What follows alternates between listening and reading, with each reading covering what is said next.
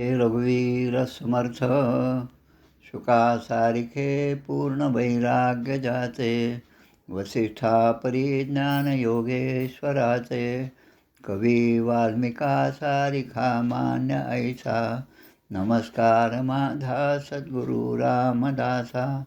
श्रीराम मला वाटते अंतरी त्वा वसावे तुझ्या दासबोधासी त्वा बोध व्हावे अपत्या परिपाववी प्रेमग्रासा महाराज या सद्गुरु रामदासा. जय जय रघुवीर समर्थ. श्रीकृष्ण गोविंद हरे मुरारे हे नाथ नारायण वासुदेव प्रद्युम्न दामोदर विश्वनाथ मुकुंद विष्णोर्भगवन् नमस्ते सच्चिदानन्दरूपाय विश्वोत्पत्त्यादिहेतवे तापत्रय विनाशाय श्रीकृष्णाय वयं नमः. कृष्णाय वासुदेवाय हरये परमात्मने प्रणतक्लेशनाशाय गोविन्दाय नमो नमः. वसुदेवसुतं देवं कंसचाणूरमर्दनं देवकी परमानन्दं कृष्णं वन्दे जगद्गुरुं. कृष्णकमलपत्राक्षं पुण्यश्रवणकीर्तनं वासुदेवं जगद्योनिं नौमि नारायणं हरिं. कृष्णकृष्णेति कृष्णेति यो मां स्मरति नित्यशः जलं भित्वा यथा पद्मं संसाराद् उद्धराम्यहम्. कृष्णाय वासुदेवाय देवकी नन्दनाय च नन्दगोपकुमाराय गोविन्दाय नमो नमः. नमः पङ्कजनाभाय नमः पङ्कजमालिने नमः पङ्कजनेत्राय नमस्ते पङ्कजाङ्घ्रे. गोपाल कृष्ण भगवान की जय. जय जय रघुवीर समर्थ.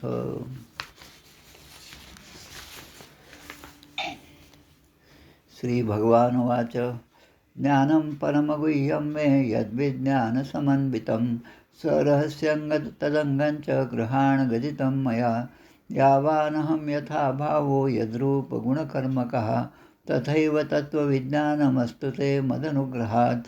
अहमेवासमेवाग्रे नान्यं यत्सदसत्परं पश्चादहं यदेतच्च योऽवशिष्येत सोऽस्म्यहं.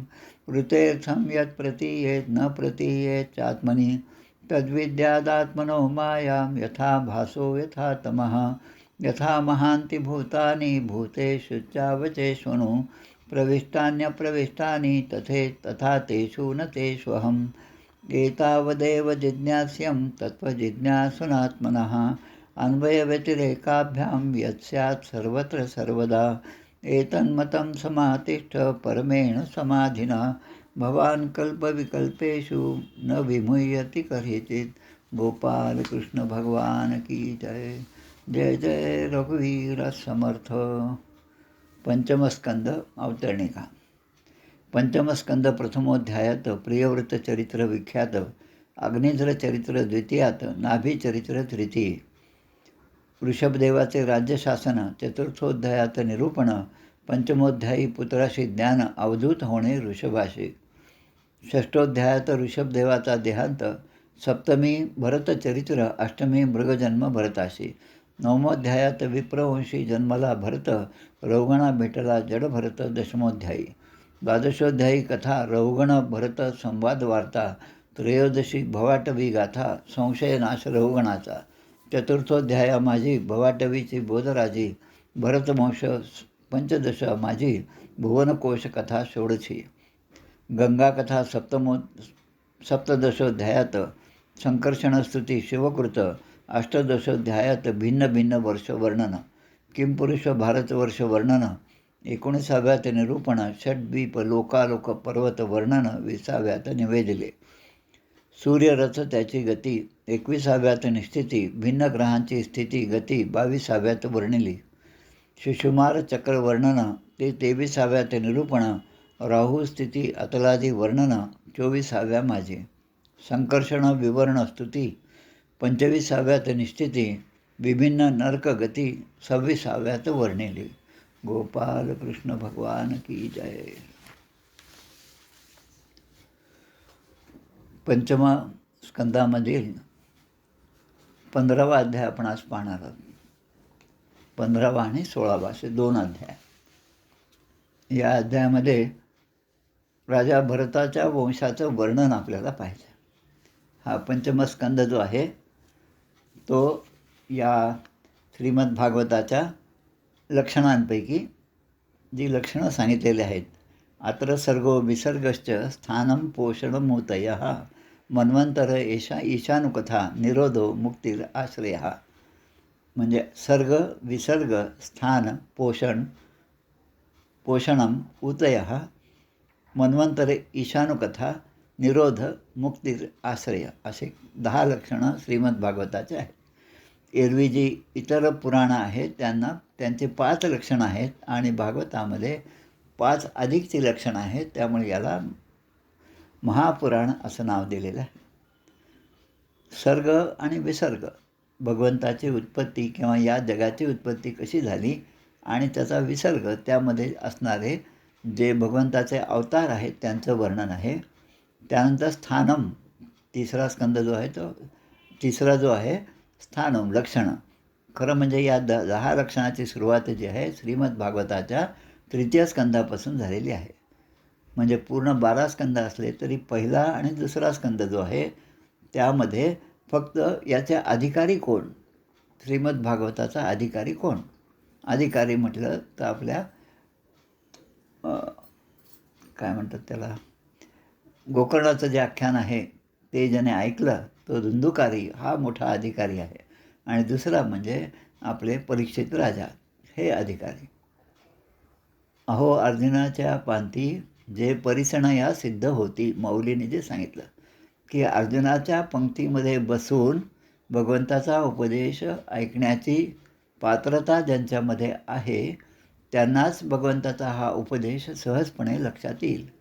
कारण यो मे भक्त्या प्रयच्छती, जे जे माझ्या भक्ताच्या मनामध्ये इच्छा असेल ती इच्छा पूर्ण करण्याची जबाबदारी माझी आहे. म्हणून अर्जुनाच्या मनातील प्रत्येक प्रश्नाचं उत्तर भगवंताने श्रीमद भगवद्गीतेमध्ये दिलेलं आहे. तसंच या ठिकाणी परीक्षित राजाच्या प्रश्नांची उत्तरं शुकदेव महाराज देत आहेत. त्यानंतर 88,000 ऋषींचं जे सत्र चालू होतं, 1,000 वर्षापर्यंत चालणारं हे सत्र जे नैमिषारण्यामध्ये सुरू होतं, त्यामध्ये प्रमुख असणारे शौनकादी ऋषी, शौनक ऋषी आणि आदी म्हणजे इतर सगळे ऋषी. शौनकाने विचारलेल्या प्रश्नांची उत्तरं सूतजी देत आहेत. आणि सूतजी हे त्यावेळेसचे असणारे उग्रश्रवा, त्यांचे वडील मुख्य भागवताच्या वेळेस उपस्थित होते आणि त्याने ते श्रवण केलं आणि मग ते आपल्या पुत्राला सांगितलं. आणि सूतजी या ठिकाणी नैमिषारण्यामध्ये पूर्ण भागवत सांगत आहेत. पुढे त्याच पद्धतीने विदुर आणि मैत्रेय असा संवाद, म्हणजे 3ऱ्या स्कंदापासून विदेय मैत्रेय संवाद सुरू होतो. तसं या ठिकाणी हा 5वा स्कंद जो आहे त्याचं लक्षण जे आहे ते आहे स्थानम. स्थानम म्हणजे या जगामध्ये असणारी जी काही जमीन आहे, जे काही विश्व आहे त्याचं लक्षण, त्याला प्रमुख मानून हा पूर्ण स्कंद आहे. जसं याची सुरुवात जी झाली आहे ती प्रियव्रताच्या आख्यानापासून झाली, पंचम स्कंदाच्या. प्रियव्रत, मग अग्निध्र, मग त्याचा पुत्र असणारे नाभी आणि मग त्यांचे पुत्र असणारे ऋषभराजा, असे पहिले 4 अध्याय झाले. मग ऋषभदेवाने आपल्या पुत्रांना उपदेश केला आणि अवधूत वृत्ती धारण करून ते राहत होते. पुढच्या ह्याच्यामध्ये ऋषभदेवांचा देहत्याग जो आहे तो आपण पाहिला 6व्या अध्यायामध्ये. आता 7व्या अध्यायापासून 8 अध्याय हे जे आहे ते भरतराजाची कथा आहे. भरतराजा, त्यांचा मृगयोनीत जन्म, त्यानंतर ब्राह्मण कुळामध्ये त्यांचा जन्म म्हणजे जडभरत, मग जडभरत आणि रौगणाचा या दोघांची भेट. रौगण राजाला भरतराजाने म्हणजे जडभरताने केलेला उपदेश. नंतरच्या अध्यायामध्ये रौगणाचे अनेक प्रश्न आणि त्याला दिलेली उत्तरं आहेत. त्यामध्ये 13व्या अध्यायामध्ये आपण पाहिलं की संसाररूप अरण्य आणि त्या रौगणाच्या संशयाची निवृत्ती कशी झाली ते पाहिलं आपण. आणि मग 14व्या अध्यायामध्ये मागच्या वेळेस आपण पाहिलं की संसाररूप अरण्याचं स्पष्टीकरण, हे संसाररूप अरण्य म्हणजे काय ते स्पष्टीकरण आपण 14व्या अध्यायात पाहिलं. आज या 15व्या अध्यायामध्ये आपल्याला भरतवंशाचं वर्णन पाहायचं आहे. आता भरतवंशाचं वर्णन जे आहे ते पाहत असताना 2-3 गोष्टी माझ्या लक्षात आल्या. एक म्हणजे आता स्वतःपासून विचार केला तर आमचं जे काही घराणं आहे रत्नाळीकर, पूर्वीचं आडनाव पत्की होतं, या घराण्यातल्या जवळपास 7 पिढ्यांची नावं आज मी सांगू शकतो. अगदी ताजेसाहेब, रंगराव, नरसिंगराव, नारायणराव, रंगराव, व्यंकटराव आणि मग माझ्यापासून मुलगा आणि नातू. 7 पिढ्यांची नावं आपण सांगू शकतो. आणि जेव्हा समर्थांच्या या सगळ्या ग्रंथांचा अभ्यास सुरू झाला तेव्हा लक्षात आलं की समर्थांच्या काळापासून जवळपास 23-24 पिढ्यांची नावं आहेत माहिती आपल्याला. आणि आजपर्यंत झालेले 10वी 11वी पिढी आणि 12वी सुद्धा पिढी आपण त्यांची नावंसुद्धा जाणतो. म्हणजे हा वंशाचा विस्तार कसा झाला, वंशाचं मूळ पुरुष कोण होते हे आपण जाणतो. तसंच आमच्या रघुनाथ स्वामी, तसंच आमचे यादव स्वामी यांच्यासुद्धा अनेक पिढ्यांची नावं जी आहेत ती आपल्याला माहिती आहेत. समर्थांचं म्हणजे 884 शके कृष्णाजी पंत यापासून ते त्र्यंबक पंत, सूर्याजी पंत, श्रेष्ठ गंगाधर स्वामी आणि म्हणजे आपले नारायण म्हणजे समर्थ. त्यानंतर श्रेष्ठ गंगाधरांच्या पुत्रांप्रमाणे रामजी, श्यामजी, सरस्वती ही कन्या, नंतर गंगाधर आणि श्यामजी, नंतर लक्ष्मण आणि रामचंद्र, नंतर हनुमंत स्वामी, महारुद्र स्वामी, लक्ष्मण स्वामी, पुन्हा गंगाधर स्वामी, पुन्हा हनुमंत, लक्ष्मण, रामचंद्र, गवालक्ष आणि अयोध्यानाथ स्वामी, जे ज्यांच्यापैकी आपण पाहिले ते अयोध्यानाथ स्वामी अकोल्यामध्ये आले होते, त्यांना आपण पाहिलेलं आहे. आता त्यानंतरची 10वी जी पिढी आहे, जे म्हणजे लक्ष्मणाचे पुत्र असणारे महारुद्र स्वामी, रामचंद्रांचे पुत्र असणारे नारायण, गंगाधर आणि मग किरण, आणि नंतर गवालक्ष स्वामी ज्यांचे पुत्र असणारे सूर्याजी पंत म्हणजे आपले सुगस्वामी बाळासाहेब स्वामी. अयोध्यानाथ जे होते अण्णासाहेब म्हणायचे त्यांना, ज्यांना आपण पाहिलं असेल, त्यांचे पुत्र असणारे आपले श्री दुर्गाप्रसाद स्वामी, जे आपल्या सत्संगामध्ये असतात, आपल्याला अनेक प्रकारे मार्गदर्शन देत आहेत, आशीर्वादपर त्यांचं बोलणंसुद्धा असतं आणि अत्यंत रसाळवाणीमध्ये कीर्तनसुद्धा ते करतात. आणि त्यांचे बंधू असणारे अभिराम स्वामी. आता ही झाली 10वी पिढी. आणि 11वी पिढी जी आहे ती आपले भूषण स्वामी जे आहेत ते सध्या आता आपल्या संस्थांचे आदरणीय अध्यक्ष आणि समर्थवंशज आहेत. हे 11वी पिढी. 12वी पिढी म्हणजे त्यांच्या मुलांची नावं आली. तर असे हे घराण्यांची नावं आहेत. आता हे सगळं सांगण्याचा उद्देश असा की भरतवंशाचं जे वर्णन आज आपल्याला पाहायचं आहे या 15व्या अध्यायामध्ये, त्यामध्ये जसं समर्थांच्या 25 पिढ्यांची नावं आपल्याला जशी माहीत आहेत, तसं भरतवंशामध्ये पुढे झालेल्या 25 जणांची नावंसुद्धा या ग्रंथामध्ये दिलेली आहेत. मी नेहमी हाच विचार करतो की हा ग्रंथ केव्हा लिहिला, त्याला किती वर्ष झाले. 5100 पेक्षा जास्त ते शके जे आहे, युधिष्ठिर शके ज्याला आपण म्हणतो, किंवा जेव्हा भगवंताने देह ठेवला त्यावेळेसपासूनचा हा सगळा विस्तार जो आहे तो आपल्या हाती जो लागला, ते आपलं फार मोठं भाग्य आहे. ही नावं आपल्याला उपलब्ध आहेत. त्यामध्ये आता भरतराजाच्या वंशाचं वर्णन या ठिकाणी केलेलं आहे. भरताच्या पुत्राचं नाव सुमती. आता पहिलंच नाव असाल की सुमती हे बहुतेक स्त्रियांचं नाव असतं, स्त्रीलिंग आहे. पण या भरताच्या पुत्राचं नाव सुमती असं होतं. सुमती राजाची पत्नी जी आहे तिचं नाव वृद्धसेना. सुमती नाम अभिहितो यमोह वाव केचित पाखंडिनः. या सुमती राजांनी फार मोठे पराक्रम केलेले आहेत आणि अनुकरणीय असं त्यांचं सगळं राज्य होतं. कलियुगामध्ये नास्तिक मतवादी जे त्यांची वाढ झाली होती आणि त्या नास्तिक मतांच्या विरुद्ध वेदसंमत जे काही आहे त्याला पुढे करून त्यांनी आपलं देवता कार्य जे आहे ते कार्य या सुमतीने केलेलं आहे. त्यांचे पुत्र असणारे म्हणजे सुमती आणि वृद्धसेना यांच्यापासून जो मुलगा झाला त्याचं नाव आहे देवाजित नावाचा पुत्र झाला. तस्माद वृद्धसेनायां देवाजिन्नाम पुत्रो अभवत. अभवत म्हणजे झाला, भव म्हणजे होणे, अभवत लावलं की भूतकाळ.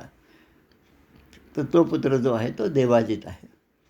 आता देवाजित आणि त्यांची पत्नी, आता इथे एक नाव पुन्हा विशेष आहे. देवाजिताची पत्नी असुरी. असुरी म्हणजे सुर आणि असुर. असुर म्हणजे राक्षसी. पण हे नाव कसं आलं हे काही मला अजून काही माहीत नाही. पण देवाजित, देवताजित आणि असुरी यांच्या पोटी देवद्युम्न राजाचा जन्म झाला. देवद्युम्नाची पत्नी जी आहे तिचं नाव धेनुमती. धेनुमती आणि देवद्युम्न यांच्या पोटी मग पुढे परमेष्ठी परमेष्ठीला सुवर्चाला नावाची पत्नी आणि त्यांच्या पोटी प्रतिह राजाचा जन्म झाला. आज फक्त जन्म, त्यांच्या पत्नीचं नाव आणि मग पुढच्या पिढीचं नाव एवढंच या अध्यायामध्ये पूर्णपणे आहे. प्रतिह, या प्रतिहाच्या पोटी प्रतिहर्ता, प्रस्त्रोता आणि उद्गाता. आणि या प्रतिहर्ता जो मोठा मुलगा आहे त्याच्या पत्नी म्हणजे स्तुती, या स्तुतीपासून 2 पुत्र झाले, अज आणि भूमा. त्यामधल्या भूमा जे आहे त्यांची पत्नी म्हणजे ऋषिकुल्या, त्यापासून उद्गीथ आणि त्यांची पत्नी देवकुल्या, यापासून प्रस्ताव आणि प्रस्तावाची पत्नी जी आहे ती नियुत्सा असं नाव या ठिकाणी दिलेलं आहे. त्यांच्या पोटी विभू आणि रती असं. मग पुढे त्यांचा पुत्र प्रतिशेण आणि पत्नी जी आहे आकुती. आता हे आकुती नाव दुसऱ्यांदा या ठिकाणी आलेलं आहे श्रीमद भागवतावर. आकुती, प्रसूती, देवहूती, प्रियव्रत आणि उत्तानपाद. तसं या ठिकाणी प्रतिशेण आणि आकुती. आता यांच्या पोटी जन्म झाला नक्त आणि त्याची पत्नी आहे ती धृती. आणि धृतीच्या पोटी जो जन्म झाला त्या पुत्राचं नाव आहे गय राजा. राजा गय. उत्तर प्रदेश, बिहारमध्ये जे आज गया जे आहे श्री क्षेत्र गया, ज्या ठिकाणी आपण दर्शनासाठी जातो, पिंडदान करण्यासाठी जातो आपण, ते गया क्षेत्र आहे. त्या गया क्षेत्राचा इतिहास, त्या ठिकाणी अनेक अशी पुस्तकं उपलब्ध असतात त्या क्षेत्राचा इतिहास सांगणारी. त्या ठिकाणी भगवंताचं उजवं पाऊल त्या ठिकाणी आहे. ते मंदिर आहे. 2012मध्ये आपण या ठिकाणी अकोल्याहून जवळपास एक बस घेऊन 40 जण गेलो होतो आपण. मला वाटतं काही जण आपल्यापैकी असतील. आमच्या अग्निहोत्री वहिनी होत्या, निलेशजी उदार होते आणि मुख्य म्हणजे साखरखेड्याच्या श्री प्रल्हाद महाराज सद्गुरूंच्या पादुका ज्या आहेत त्या बरोबर होत्या. त्यावेळेस आपण हे सगळं दर्शन घेतलं होतं. त्या गयेला आपण गेलो होतो आणि त्या गयेमधलं काही वर्णन जे आहे ते या ठिकाणी सांगितलेलं आहे. आता गया क्षेत्राबद्दल सांगतात की गय राजा, त्याची यशोगाथा ही या ठिकाणी सांगितली. गया क्षेत्र कसं निर्माण झालं त्यासाठी एक श्लोक या ठिकाणी दिलेला आहे. गयम नृपहा कहा प्रतियामी कर्मभीर यज्वाभिमानी बुद्धिर विधर्म गोप्ता समागत श्री सदस्पती सताम सत्सेवकोन्यो भगवत कलामृते. महाराज गय जे आहे याची बरोबरी कोणीही करू शकणार नाही. कोणताही राजा क्षत्रिय त्याची बरोबरी करू शकणार नाही. कारण हा गय राजा जे आहे ते प्रत्यक्ष भगवंताचे अंशावतारच होते. प्रत्यक्ष अवतार, पूर्णावतार, कलावतार, अंशावतार आणि मग साधू संत, हे असे एकानंतर एक असे भगवंताच्या प्रगटीकरणाचा क्रम दिलेला आहे. गयराजाचं जे आहे यज्ञाच्या प्रत्येक शास्त्रामध्ये अनुष्ठान करणारा गयराजा, अत्यंत स्वाभिमानी, अत्यंत ज्ञानी, धर्माचं रक्षण करणारा होता. लक्ष्मीवान आणि सत्पुरुषांमध्ये सुद्धा अग्रगण्य असणारा गयराजा. आणि संतांचा खरा सेवक कसा असावा हे पाहायचं असेल तर गयराजाचं आख्यान आपण ऐकलं पाहिजे. यस्य प्रजानाम दुदुहे धराशिशो निराशिशो गुणवत सस्नुतोधा. म्हणजे या गयराजाला जो अभिषेक झाला राजा होताना, त्या अभिषेकाच्या वेळेस सत्यसंकल्प करणाऱ्या परमसाध्वी अशी 3 नावं या ठिकाणी दिली आहेत. 3 आणि इतर, पण 3 प्रामुख्याने. आणि ती नावं म्हणजे श्रद्धा, मैत्री आणि दया. आता हे श्रद्धा, मैत्री आणि दया म्हणजे कोण? पुन्हा आपण मागे जावं लागतं आपल्याला त्यासाठी, की दक्ष कन्या आणि त्यांची पत्नी प्रसूती. दक्ष आणि प्रसूती यांच्या ज्या 16 कन्या आहेत त्या आपण पाहिला मागे 4थ्या स्कंदामध्ये, की 13 या धर्माला दिल्या, 1 अग्नीला दिली, 1 पितृगणांना दिली आणि भगवान शंकरांना दिली. 4थ्या स्कंदाची सुरुवात या ठिकाणी शंकर आणि सतीचं आख्यान आपण ऐकलेलं आहे. अग्नीला 1 कन्या दिली, 1 पितृगणांना आणि 13 धर्माला दिली. आता धर्माला ज्या पत्नी दिल्या, 13 पत्नी धर्माच्या ज्या आहेत त्यांच्याबद्दलचा श्लोकसुद्धा आपला झालेला आहे 4थ्या स्कंदामध्ये.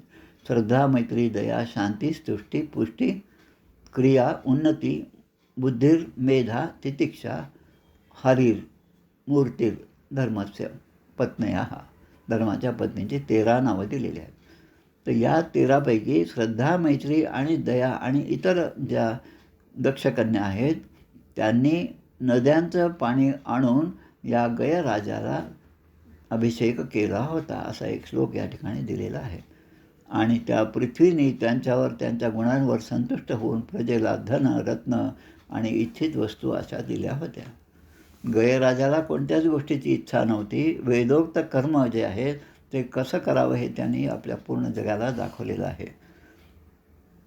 आणि त्यावेळेसच्या ब्राह्मणाने संतुष्ट होऊन परलोकात मिळणाऱ्या धर्मफळाचा 1/6 भाग त्याला दिला होता. आपापल्या कर्माचा भाग गयराजाला दिला होता.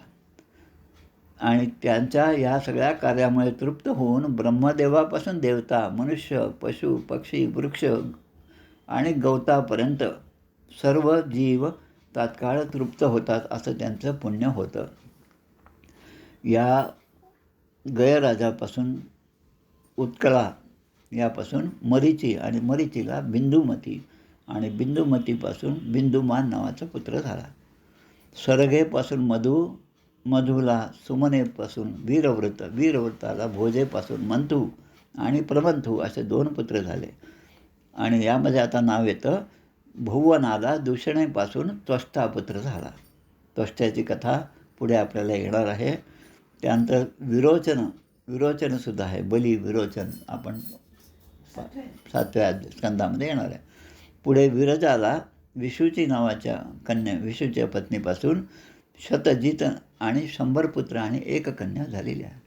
श्रीमद विष्णू सहस्रनामामध्ये एक श्लोक आहे, रामो विरामो विरजो मार्गो नयो नयो नयः वीरः शक्तिमतां श्रेष्ठो धर्मो धर्म विदुत्तमः.